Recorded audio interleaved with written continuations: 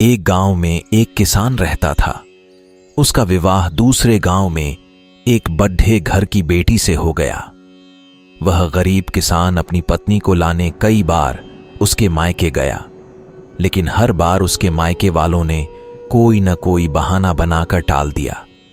इससे उसके गांव वाले हमेशा उसे ताना देते रहे।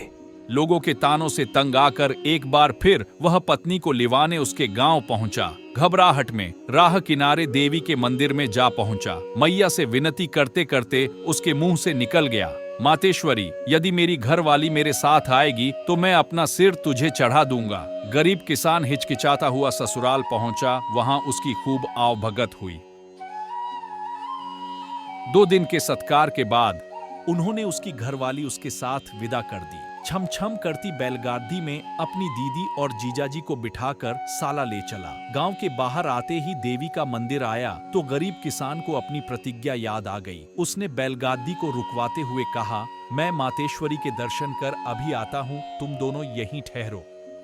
मातेश्वरी के सामने पहुंचकर गरीब किसान ने अपने वचन के अनुसार छुरी से अपना गला काट लिया। डी रैक एच और सिर अलग अलग जा गिरे। खून की धार बह चली। इधर गरीब किसान का साला और उसकी घरवाली राह देखते देखते परेशान हो गए। किसान के साले ने दीदी से कहा, मैं देख कर आता हूं। मंदिर में आकर उसने अपने जीजाजी का सिर और ढडी एच अलग अलग पड्ढा देखा तो वह आश्चर्यचकित रह गया। उसने सोचा कि यही बात वह अपनी दीदी से कहेगा तो विश्वास नहीं करेगी और सोचेगी भैया ने ही उसके घरवाले की हत्या कर दी या करा दी है। छोड़ने का बहाना करके वह साथ में इसलिए आया था।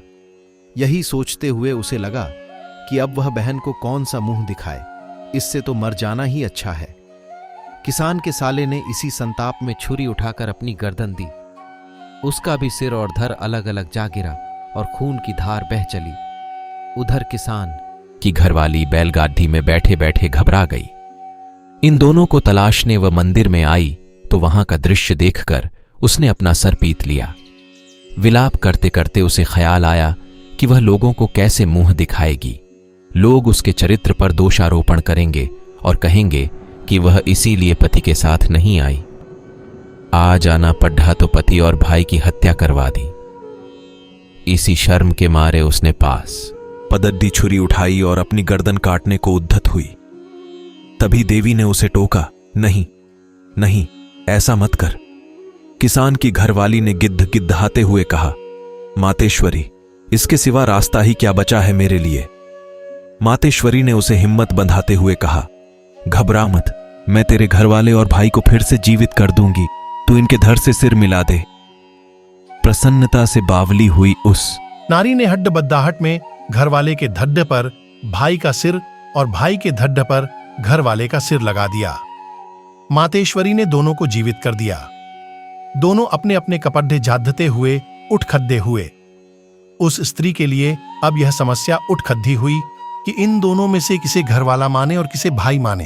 यह समस्या जब उससे नहीं सुलझी तो माता के सामने रोई गिड्ढाई। माता ने अपनी असमर्थता व्यक्त करते हुए कहा कि इसे ब्रह्मा जी ही सुलझा सकते हैं। वह भागी भागी ब्रह्मा जी के पास गई और अपना दुखद्दा कह सुनाया। ब्रह्मा जी ने इस समस्या पर विचार करके इन दोनों को मोरनी बना दिया।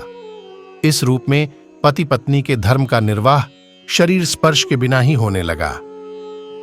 अगर आपको कहानी अच्छी लगे तो चैनल को सब्सक्राइब जरूर करें।